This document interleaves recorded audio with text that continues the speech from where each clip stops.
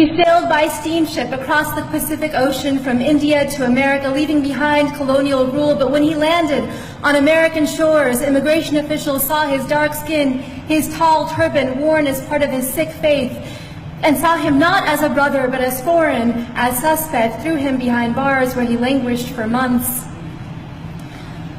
Until a single man, a white man, a lawyer named Henry Marshall, filed a writ of habeas corpus that released him Christmas Eve, 1913.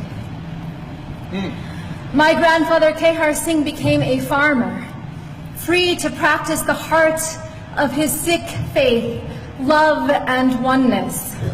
And so when his Japanese American neighbors were rounded up and taken to their own detention camps in the deserts of America, he went out to see them when no one else would. He looked after their farms until they returned home. He refused to stand down. That's right.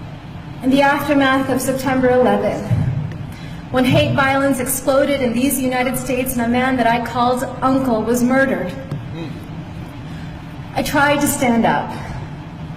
I became a lawyer like the man who freed my grandfather, and I joined a generation of activists fighting detentions and deportation, surveillance and special registration, hate crimes and racial profiling.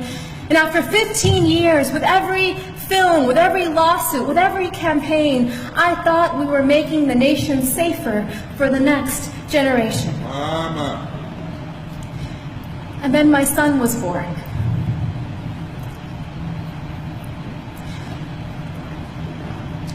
On Christmas Eve, I watched him ceremoniously put the milk and cookies by the fire for Santa Claus. And after he went to sleep, I then drank the milk and ate the cookies. I wanted him to wake up and see them gone in the morning. I wanted him to believe in a world that was magical. But I am leaving my son a world that is more dangerous than the one that I was given. Because we are raising a brown boy in America. A brown boy who may someday wear a turban as part of his faith.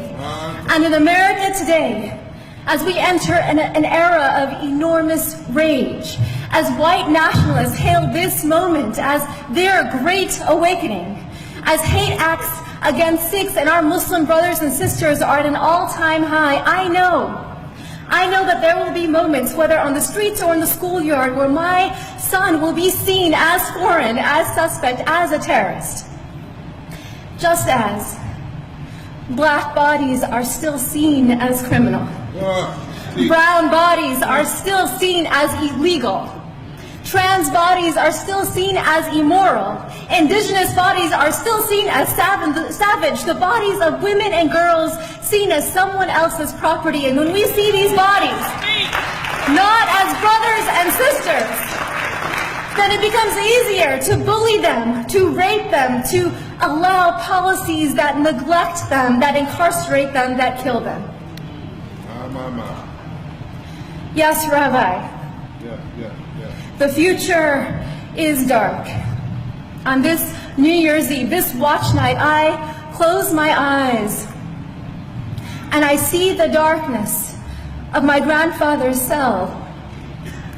And I can feel the spirit of ever-rising optimism in the Sikh tradition, Chardi Kala, within him. And so the mother in me asks, what if?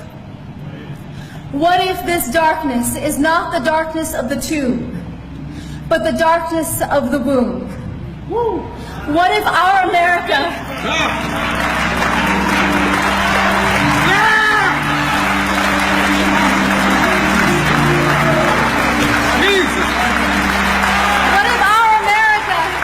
is not dead, but a country that is waiting to be born?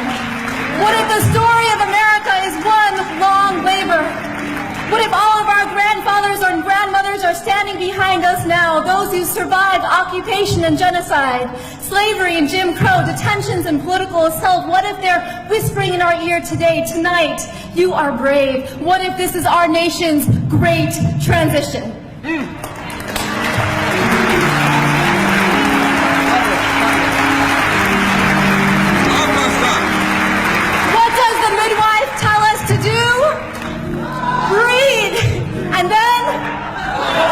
if we don't push, we will die.